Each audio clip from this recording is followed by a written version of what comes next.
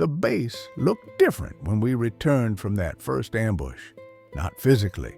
Nothing had changed in the layout, the tents, the mud, the razor wire, but something in me had shifted. Everything felt sharper, louder, heavier, like the whole world had tilted a few degrees, and I had to adjust just to keep my balance. Danny didn't say a word the entire walk back. His hands shook the whole way, even when Cruz tried to steady him.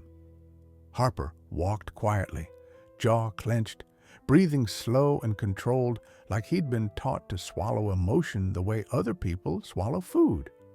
Me? I felt hollow, not numb, hollow, like someone had scooped out the softer parts of me and left nothing but fear and instinct behind. When we entered the base, soldiers glanced at us with knowing expressions. Some nodded, a kind of silent welcome into the unspoken club of those who'd survived their first firefight. Others didn't look at us at all. They kept walking, kept smoking, kept cleaning rifles because they knew something we were only beginning to understand. Surviving one ambush doesn't mean a thing about the next. Mallory led us to our tent and told us to drop gear and rest. "You did good," he said. "You kept your heads down. You listened. That's half the battle." Danny scoffed a little. "What's the other half?" "Staying alive," Mallory said simply. He walked away before anyone could reply. Inside the tent, Cruz collapsed onto his bottom bunk. "I can still hear the gunfire," he whispered, "like it's stuck in my head." Harper sat beside him. "It'll fade, eventually." But his eyes said something else. Danny paced back and forth, until Harper finally put a hand on his shoulder. "Sit," he murmured. Danny sat, elbows on knees, face buried in his hands. "I thought I was gonna die," he said, voice breaking. I sat on my bunk and stared at my rifle propped against the canvas wall. Hours before, it was just a piece of metal the government handed me. Now, it felt like a lifeline, a curse, a responsibility too heavy for 19-year-old shoulders. I reached up and touched the small cross around my neck. It was warm from my skin. I closed my fingers around it and whispered a silent thanks, not because I believed I'd earned survival, but because I didn't know what else to say. After a while, Cruz leaned over. "You okay?" I swallowed hard.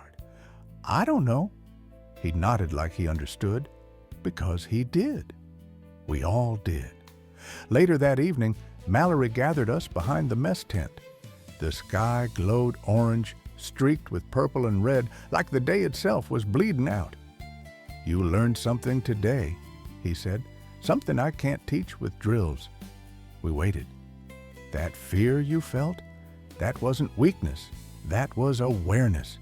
You feel that every time you step outside the wire, it keeps you sharp, it keeps you moving, it keeps you alive." He paused.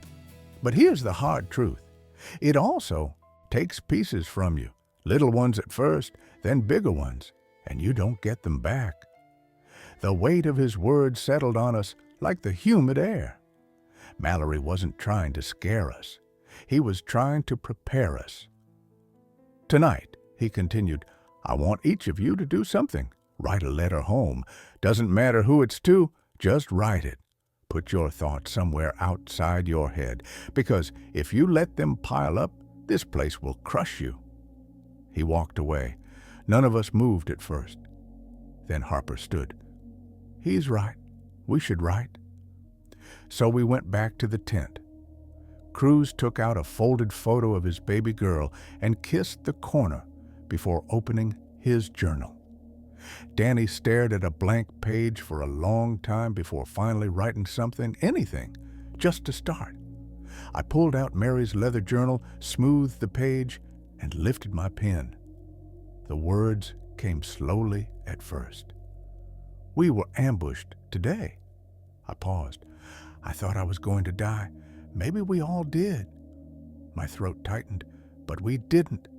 I kept writing about the fear, the chaos, the noise, how the world shattered and rebuilt itself in minutes. I didn't lie. I didn't soften anything. I didn't spare details. Because this wasn't a letter from my mother or my father or anyone else. This was for me. A marker, a record, proof that the boy I used to be had lived long enough to see the man he was becoming. When I finished, I closed the journal and stared at the canvas roof of the tent. Outside, the jungle hummed again, loud and alive. Inside, the four of us breathed quietly in the thick night air.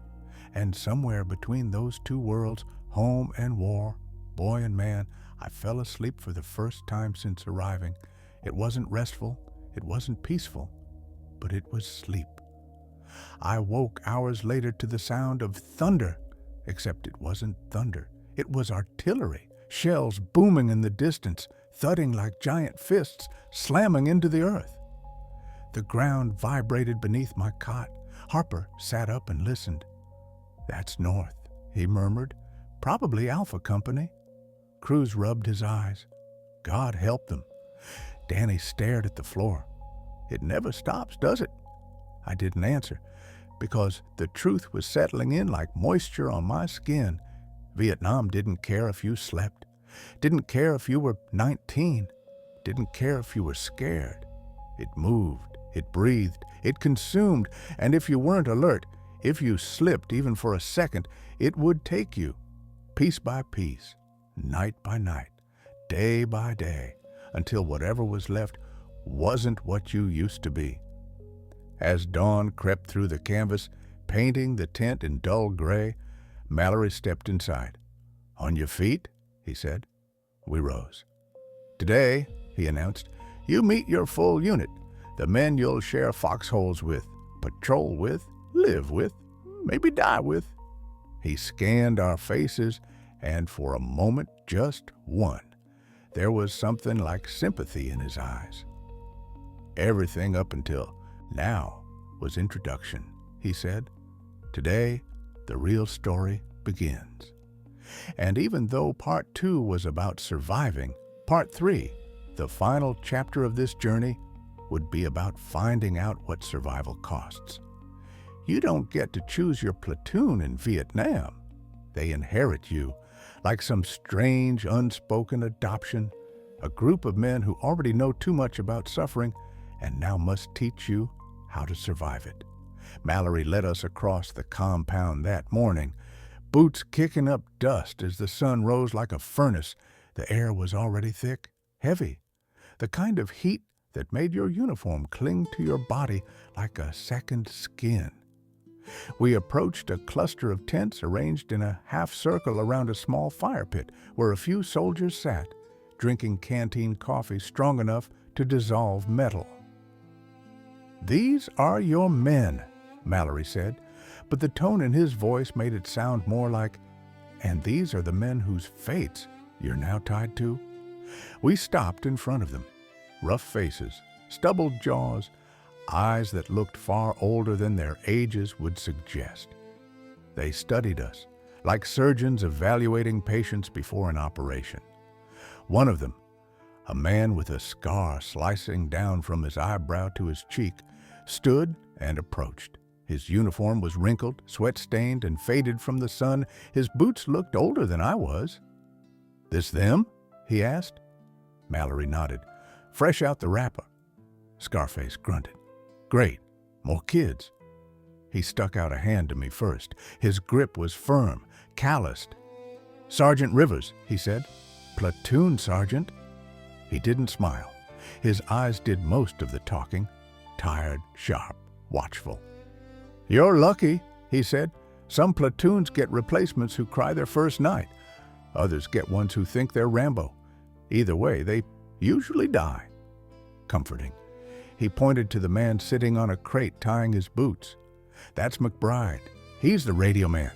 Stay close to him and you'll know where the hell you're supposed to be at all times."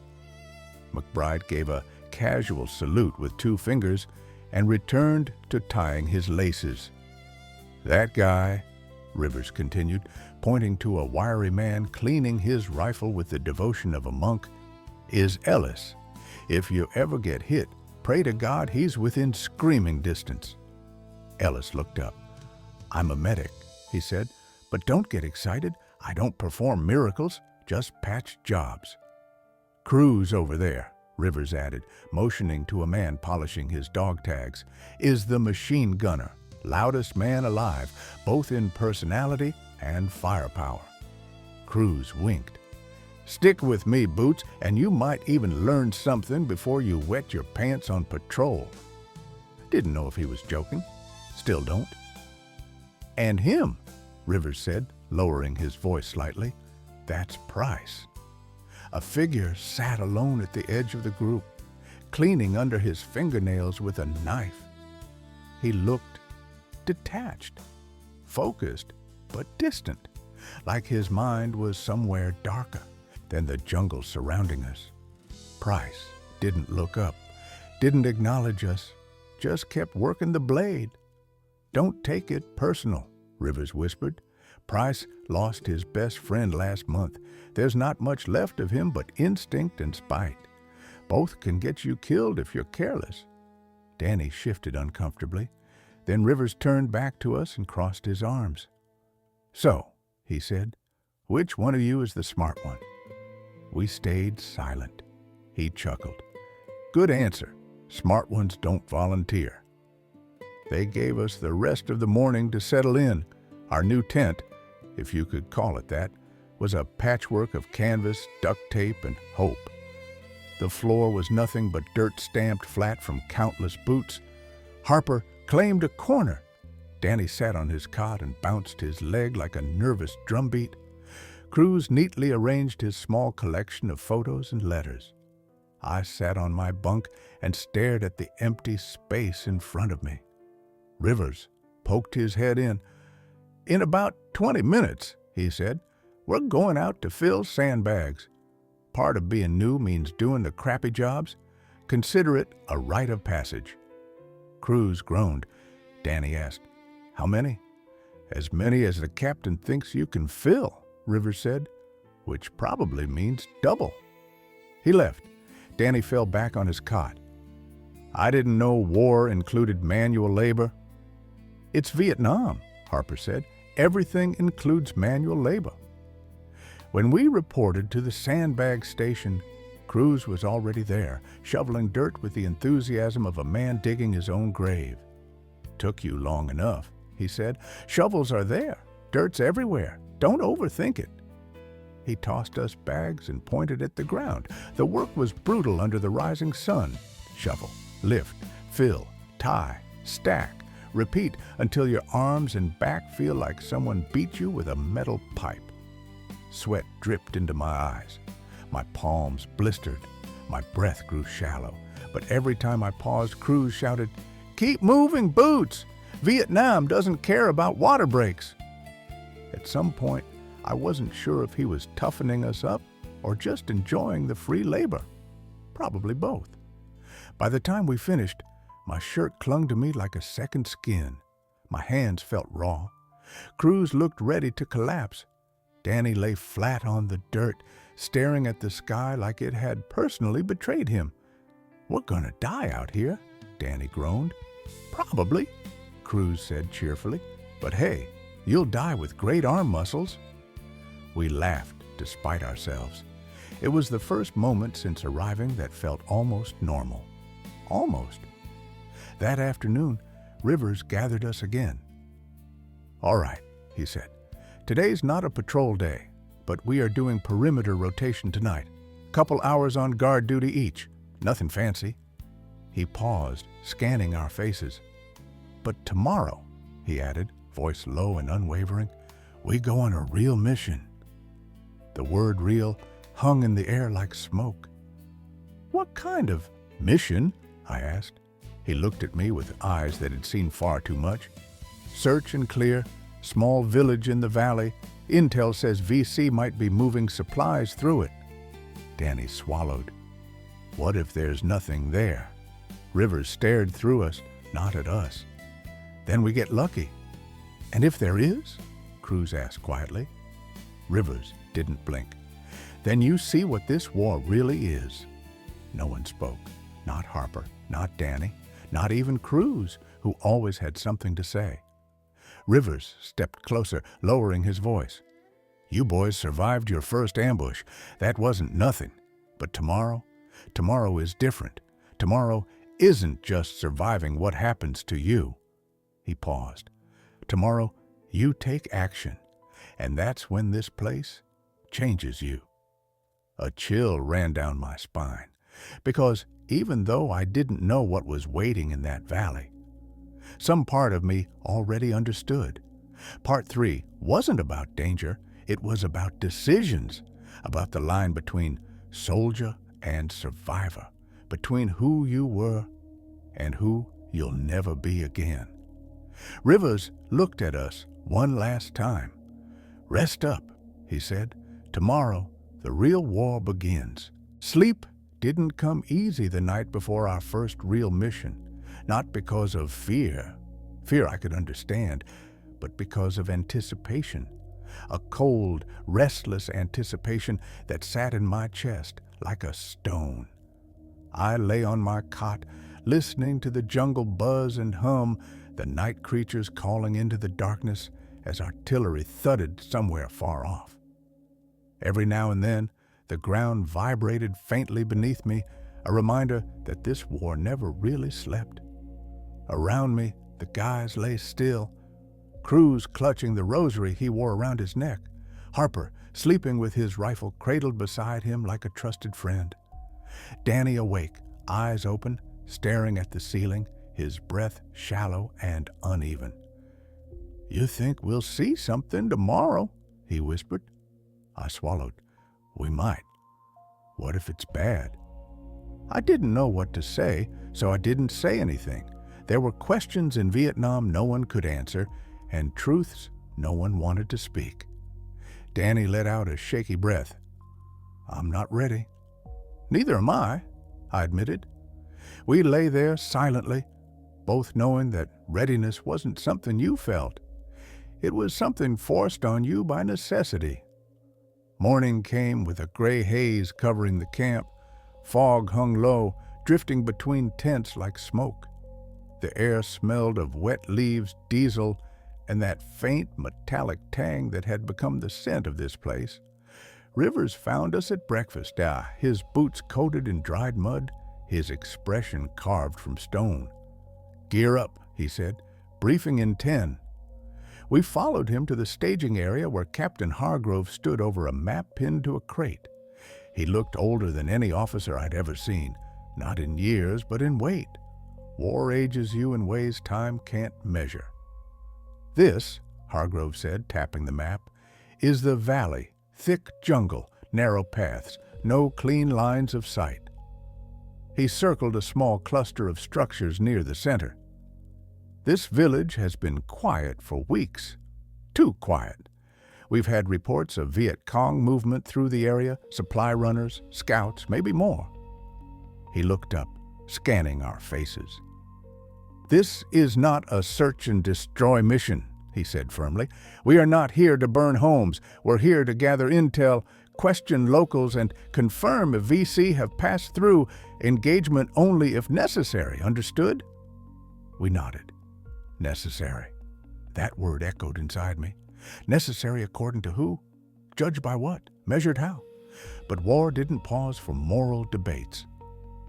"Rivers," the captain said, "you take point." Rivers nodded once.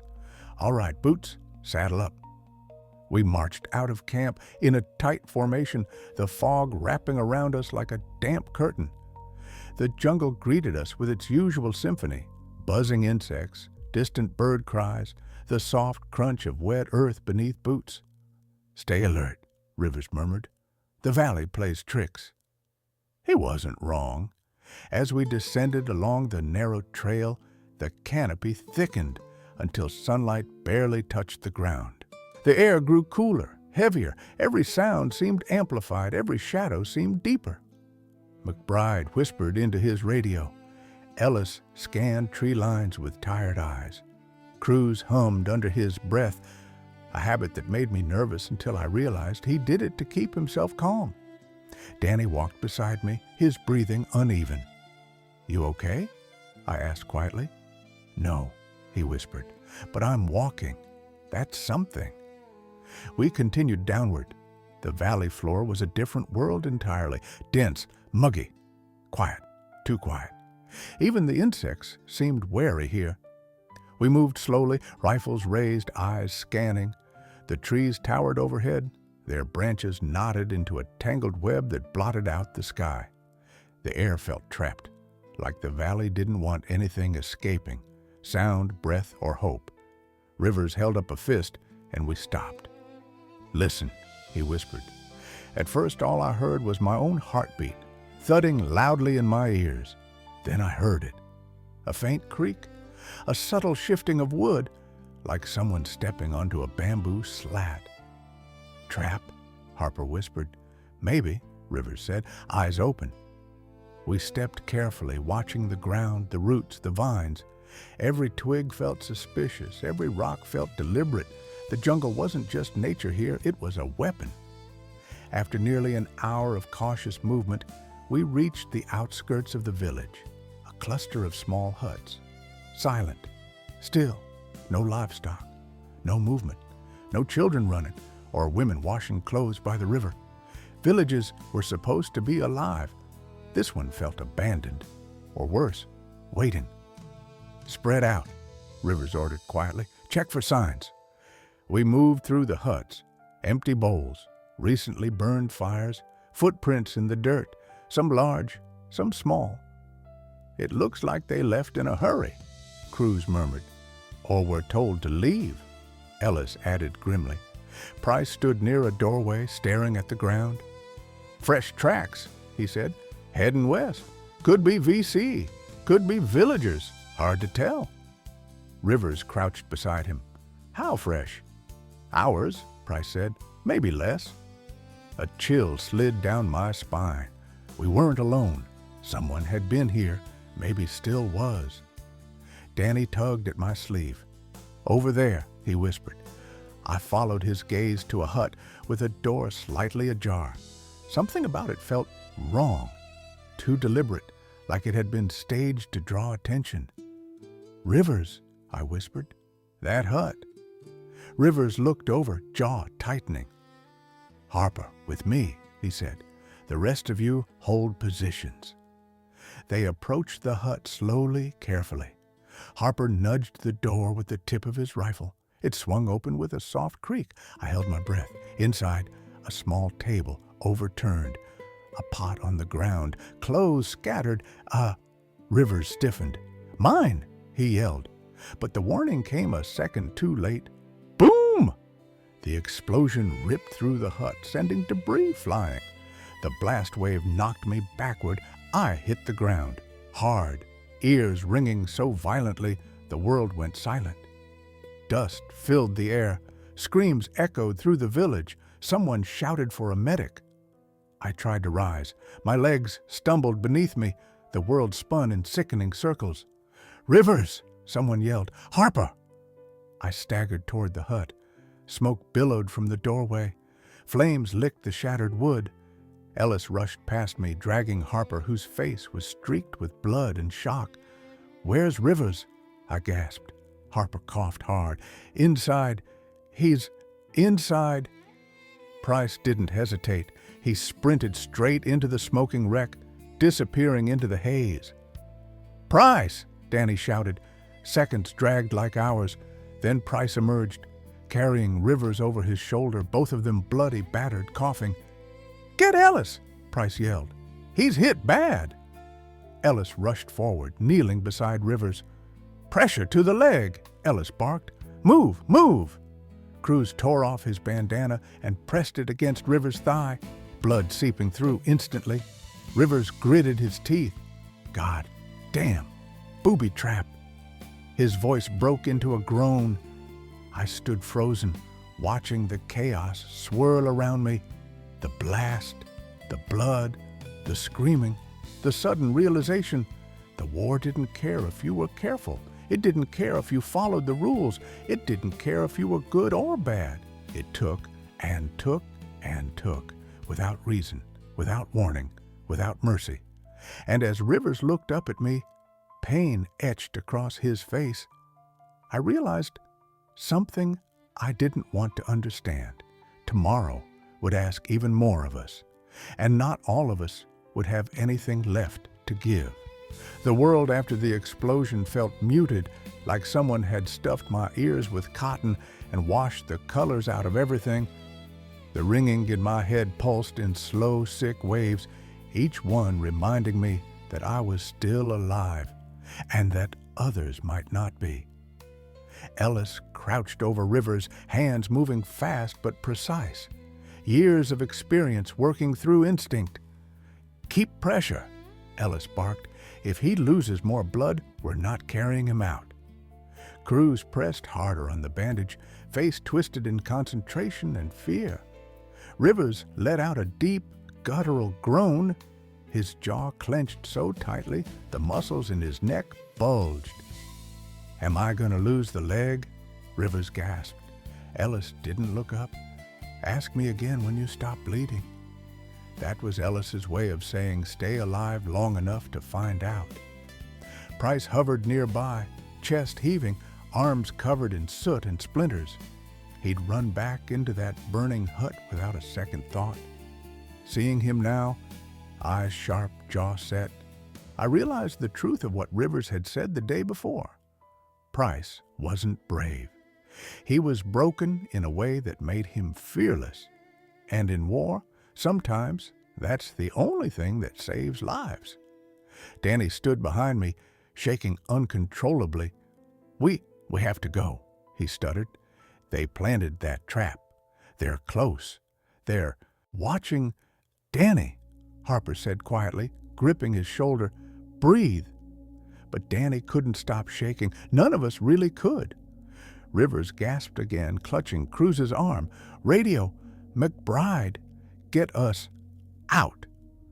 McBride was already scrambling with the radio pack, twisting dials, pressing the transmit button with shaking fingers. "This is Echo 27 requesting immediate dust-off. We have 2 wounded. Repeat, 2 wounded. Booby-trap detonation. Coordinates follow." Static crackled. For a moment, there was nothing but white noise. Then, "Copy that. Echo 27, bird inbound, 10 minutes. Hold position." 10 minutes.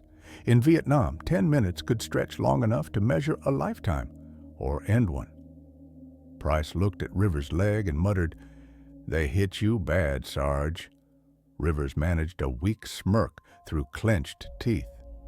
"Good thing I'm pretty. Girls won't notice."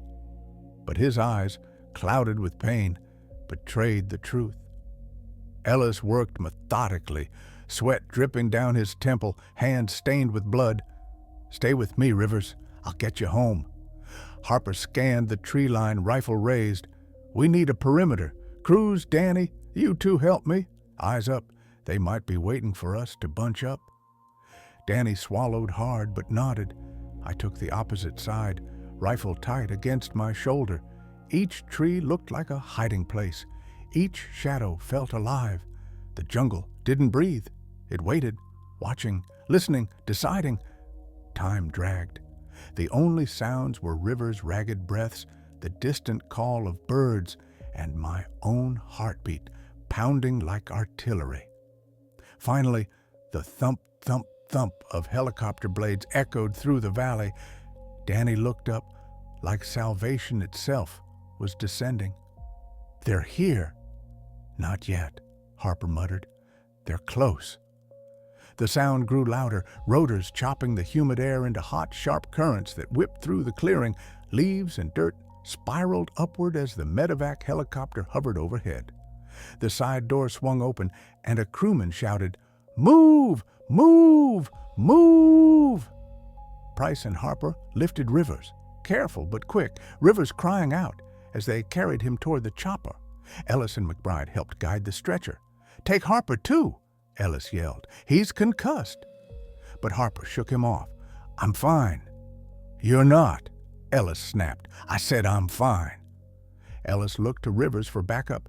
Rivers nodded faintly. "Take Price, not Harper." "Why?" Ellis demanded. "'Cause Price won't listen." Rivers grunted. Price smirked slightly. He's right. Ellis growled but didn't argue. Harper was the steadier soldier. Price was unpredictable. You didn't force unpredictability onto a helicopter unless absolutely necessary. They loaded Rivers first. His hand slapped weakly against mine as they lifted him. "You're a good kid," he rasped. "Don't let this place change you too much." Something heavy dropped into my stomach. "I'll see you when you get back," I said, voice cracking. He held my gaze, eyes sharp despite the pain. "Some of us don't come back," he said. "If I'm one, keep those boys alive." Before I could respond, the crewman signaled, and the chopper lifted. Dust and leaves shot upward as the helicopter rose, the jungle bending under the storm of wind. I shielded my eyes. Then it was gone, taking Rivers with it, taking part of our platoon, taking something else I couldn't name. We stood in the settling silence. Ellis wiped blood from his hands onto his pant leg. "Pack it up. We move." "Back to base?" Danny asked, hopeful. Ellis shook his head. "No, we finished the intel sweep." Danny's face went pale. "After that?" "After that," Ellis said quietly, "we walk." I looked around at the broken hut, the burned wood, the blood soaked into the ground. "Why didn't they attack again?" I asked. Ellis stared into the trees. "Because they wanted the trap to do the work, and it did." Harper exhaled. "They're not careless. They're patient." Price sheathed his knife. "And they know we're down a man." We regrouped. We checked our gear. We swallowed the fear because we had no choice. Then we walked. Back through the valley, back through the thick vines and tangled paths, back through the silent weight of the jungle. The air tasted different now, heavier, darker, permanent.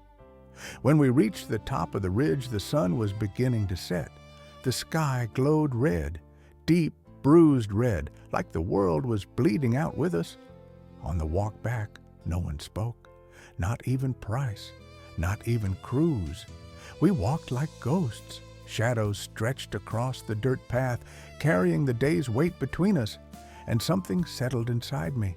The boy who arrived in Vietnam died the day of the ambush. The soldier who survived today was someone I didn't fully recognize yet. But this was the truth no one told us back home. In war, you don't just fight the enemy, you fight who you were, you fight who you're becoming, you fight the fear that someday you won't be able to find your way back. As we crossed the wire and stepped back into base, the sounds of generators and distant gunfire returned. Harper clapped my shoulder. "You did good today," he said. I nodded, but inside, something whispered, "Good isn't the same anymore. Not here, not now, not after what the war took." That night, under a dim lantern, I opened Mary's journal and wrote the final line of Part 3. "I came to Vietnam as one person. I will leave, if I leave, as another."